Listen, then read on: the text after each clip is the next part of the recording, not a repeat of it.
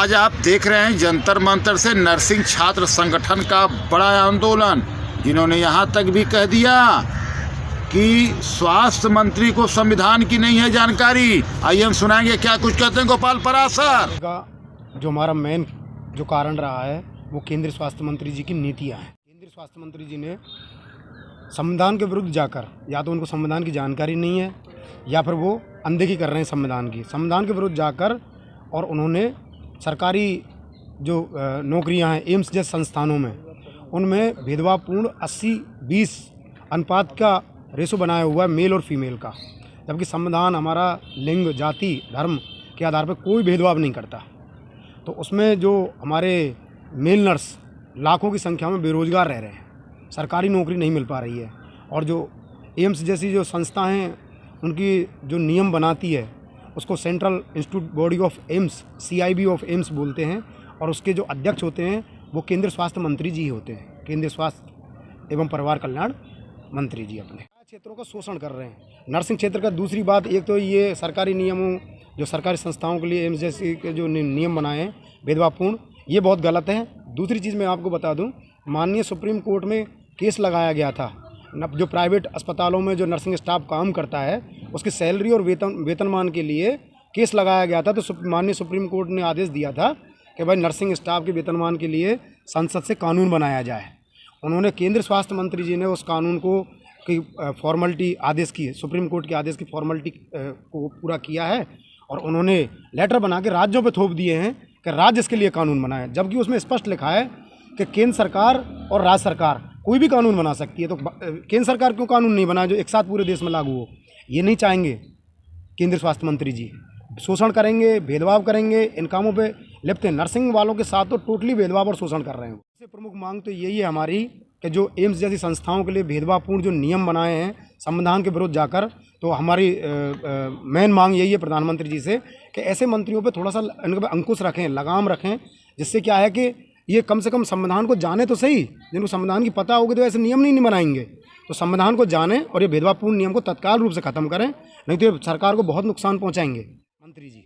तो 80-20 का नियम को तुरंत प्रभाव से हटाया जाए, जिससे कि लाखों जो मेल नर्स हैं उनका भविष्य बर्बाद ना हो, उनको भी सरकारी नौकरी मिल सके। एक मांग।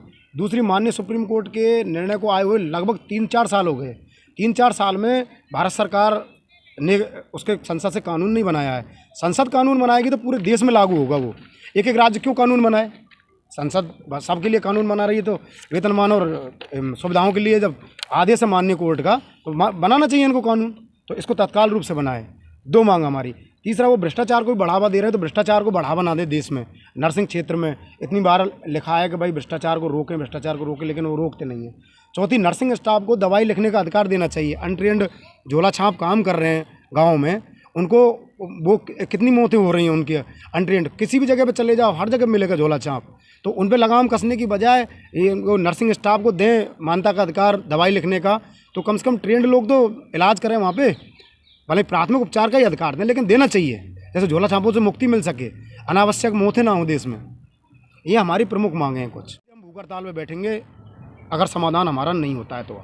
अगली कार्रवाई भूख हड़ताल है। तुरंत यहाँ से जाते ही भूख हड़ताल की तैयारी करेंगे। नर्सिंग संगठन से, जो कि कोरोना काल में स्टूडेंटों की कोई क्लासेस नहीं चली हैं, उनको प्रमोशन दिया जाए।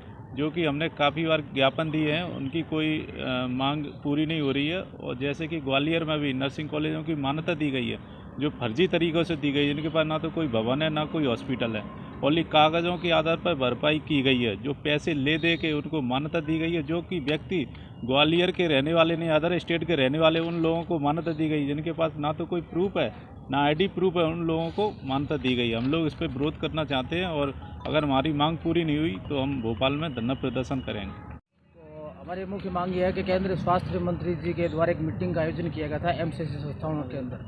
उन्होंने वहाँ पे एक नियम कानून पारित किया, जिसके अंदर 80% फीमेल और 20% मेल। तो ये जो नियम है देखा जाए तो गलत है, क्योंकि आज के टाइम के अंदर 90% मेल चल रहे हैं, और जबकि उन्होंने 80% फीमेल का कानून लागू किया है। तो हम यही चाहते हैं भाई प्रधानमंत्री महोदय जो है उनको तुरंत प्रभाव से ख़त्म करके समान नियम के हिसाब से इसको लागू करें। दूसरा कि भाई सुप्रीम कोर्ट के आदेश अनुसार प्राइवेट हॉस्पिटल नर्सेज का वेतनमान 20,000 रुपये होना चाहिए, लेकिन पूरे भारत देश के अंदर देखा जाए तो नर्सेज का जो वेतनमान है निजी हॉस्पिटलों के द्वारा वो 5 से 7,000 रुपये उनको दिया जा रहा है। तो मोदी प्रधानमंत्री से यही निवेदन करते हैं कि भाई अपने स्तर पर कानून बनाकर उनको पूरे देश में लागू किया जाए।